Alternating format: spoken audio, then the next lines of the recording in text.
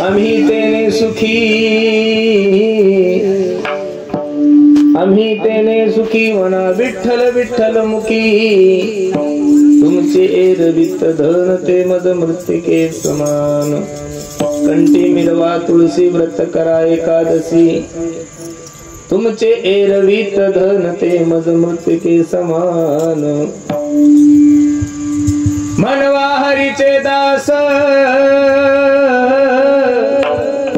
तुका मने मद हे आज, तुमचे एरवित धन ते मद मृत्तिके समान। यौंत प्रविश्य मम वाचमिमां प्रसुप्तां संजीवेत्ति किल शक्तिधर स्वदाम्नां, अन्याउच हस्तचरण श्रवणत्वगादिं प्राणानमो भगवते पुरुषाय तुभ्यं। महायोग पीठे थोड़ा महायोग पीठे तटे भीमरथ्यां वरं पुंडरीकाय धातुं मुनीन्द्रैः, समागत्य तिष्ठन्तमानन्दकन्दं परब्रह्मलिङ्गं भजे पांडुरंगं। पांडुरंगा कुरु प्रथम नमन दुसरे चरणा संताचिया, त्यांच्या कृपादाने कथेचा विस्तारो बाबाजी सद्गुरुदास तुका। अलंकापुरीरम्भेषु महासनस्थं पदं भोज तेजस प्रदेशं, विधीन्द्रादिदेवे सदा स्तूयमानं समाधिस्थमूर्तिं भजे ज्ञानदेवं। नमो ज्ञानेश्वरा निवृत्तिउदारा सोपानदेवा, मुक्ताबाई नमो त्रिभुवन पावनी अद्यत्रय जन्मे देवाची, संपाद्य ज्ञानंच विदाय भक्तिं विलोकितो येन समाधि राजा। वैराग्यवन्तं सुविचारयुक्तं नमामि जोगं शिरसा गुरुन्तं। नमो सद्गुरु तुकया ज्ञानदीपा, नमो सद्गुरु सच्चिदानंद रूपा, नमो सद्गुरु भक्त कल्याण मूर्ती, नमो सद्गुरु भास्करा पूर्ण कीर्ती। काय माझी वाणी मानेल संस्कार,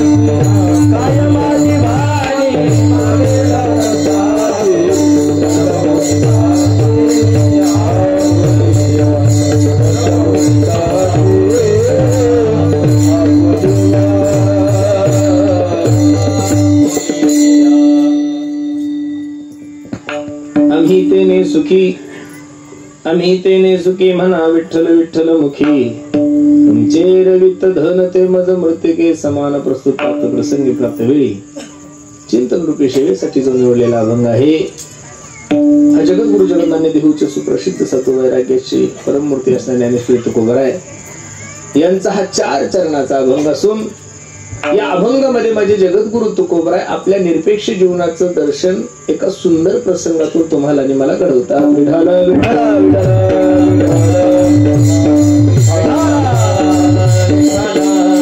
काही चिंतन करण्यापूर्वी अभंगाचा प्रतिपाद्य विषय तुम्हाला सर्व मायबापासमोर ठेवण्यापूर्वी थोडासा परिहार द्यायचा तो असा, भव्य दिव्य स्वरूपाचा हा त्रिदिनी चालू असलेला आपला अखंड हरिनाम सप्ताह काय कारणानं आहे, काय निमित्तानं आहे, आपल्या सर्व मंडळीला ज्ञात जरी असलं तरी सांगण्यासाठी तुम्हाला खूप दुरून बोलवलंय। एका थोर साधूची, एका थोर मातेची मूर्ती प्राण प्रतिष्ठा तथा कलशार होण्यानिमित्त हा भव्य दिव्य स्वरूपाचा कार्यक्रम आहे। मला वाटतं आपण सर्व प्रेमानं त्यांना पुंजा माई म्हणतो। काय म्हणतो? पुंजा माई। एका थोर संतांच्या मूर्ती प्राण प्रतिष्ठा तथा कलशार होण्यानिमित्त हा भव्य दिव्य स्वरूपाचा कार्यक्रम, आणि त्यानिमित्त तुम्हाला सर्व मायबापाच्या दर्शनाचा योग माझ्या जीवनामध्ये प्राप्त झाला। बसणारी मंडळी अगदी थोड्या वेळामध्ये ज्ञानोबर आहे तुकोबर आहे जशी सद्बुद्धी देतील तसे या अभंगाचा विचार करू. मानवी देहाला जन्माला आल्यानंतर प्रामुख्याने माणसाच्या जीवनामध्ये दोन उत्सव घडले पाहिजे. थोडं लक्ष द्या कीर्तनाकडे. मानवी देहाला जन्माला आल्यानंतर प्रामुख्याने दोन उत्सव माणसाच्या जीवनामध्ये घडले पाहिजेत. पहिला उत्सव घडला पाहिजे देवाचा आणि दुसरा उत्सव घडला पाहिजे साधूचा. देवाचा उत्सव का म्हणून करायचा?